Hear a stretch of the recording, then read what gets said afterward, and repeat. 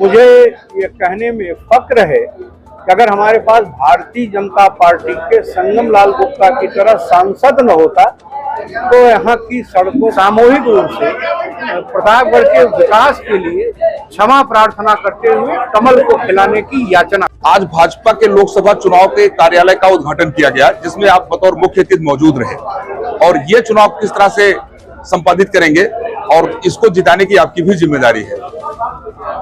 जिम्मेदारी भारतीय जनता पार्टी के आखिरी कार्यकर्ता की भारतीय जनता पार्टी के कमल को खिलाने की जी, प्रत्याशी निमित्त है जी, और हम ही नहीं, हमने तो भारतीय जनता पार्टी के कार्यकर्ताओं की जमीन पर उगी फसल पकी, उसकी मड़ाई हुई, मड़ाई के बाद जब उसका गेहूं और चावल बना तो हमारे घर में गया, लेकिन वो कार्यकर्ता की पीठ से गया।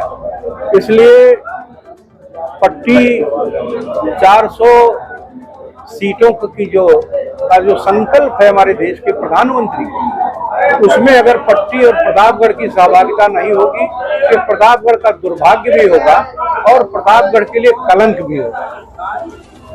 पट्टी में जितना विकास आपके कार्यकाल में हुआ है, उसके अतिरिक्त यहाँ कोई विकास की धारा दिखती नहीं है। क्या ये सीट जीतने के बाद आप विकास पट्टी को और आगे विकास की गति देंगे? पट्टी हमारी आत्मा है, पट्टी का विकास ही हमारा संकल्प और हमारी प्रतिज्ञा है। मैंने अपने संबोधन में बताया, आपने सांसद जी से एक प्रश्न किया कि आपने पट्टी के लिए क्या काम किया है।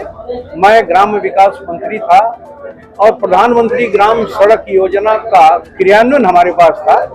मुझे ये कहने में फक्र है कि अगर हमारे पास भारतीय जनता पार्टी के संगम लाल गुप्ता की तरह सांसद न होता तो यहाँ की सड़कों की संस्कृति मैं गलत कह रहा हूँ जी, कि जो मानक थे उसमें सांसद जी से हमने कहा कि इन्होंने 5 सड़कों को एक सड़क बता के सरकार के सामने प्रस्तुत किया, उसकी हमने स्वीकृति दी और आज नहीं, आने वाले अभी 2 वर्षों तक अनवरत सड़कें बनेंगी तो शायद पूरा हो।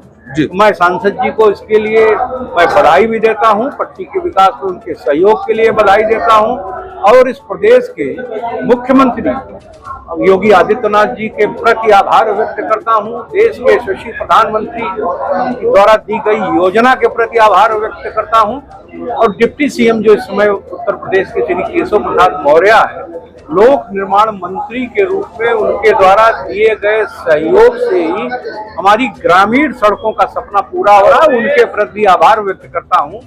अगर बीजेपी की सरकार न होती तो हम विकास न कर पाते। निश्चित रूप से हमने किया। हमारी इच्छा है कि हर जिले में एक यूनिवर्सिटी उत्तर प्रदेश के मुख्यमंत्री देना चाहते हैं। सफल होने पर मैं सांसद जी से मांग करूं, जिनके पास 5 विधानसभा क्षेत्र है, इनके द्वारा कोई घोषणा करना मैं समझता हूं कि व्यवहारिक भी नहीं होगा जी। लेकिन मेरी इच्छा है कि अगर पट्टी के लोग भूमि उपलब्ध कराएं तो विश्वविद्यालय की अगर स्थापना हो तो सदर में अगर मेडिकल कॉलेज बना, सदर में अगर एटीएल है, वहां पर हब बनने जा रहा है, तो पट्टी में अगर जमीन मिल जाए तो यहाँ विश्वविद्यालय की स्थापना हो, उसका प्रयास हम शुरू करेंगे।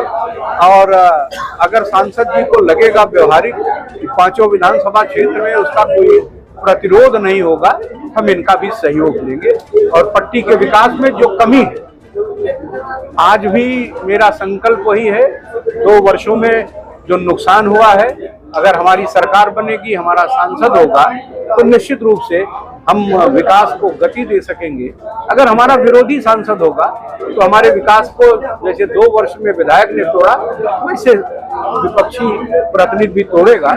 इसलिए पत्रकार मित्रों से भी मेरा निवेदन है कि देश के विकास में, विकसित भारत के सपने में आप सबका भी आशीर्वाद मिले। हमसे कोई भूल चूक हो सकती है, हम भी इंसान हैं, कोई भूल चूक हुई तो सांसद जी ने क्षमा मांगा, मैं भी उनकी तरफ से सामूहिक रूप से प्रतापगढ़ के विकास के लिए क्षमा प्रार्थना करते हुए कमल को खिलाने की याचना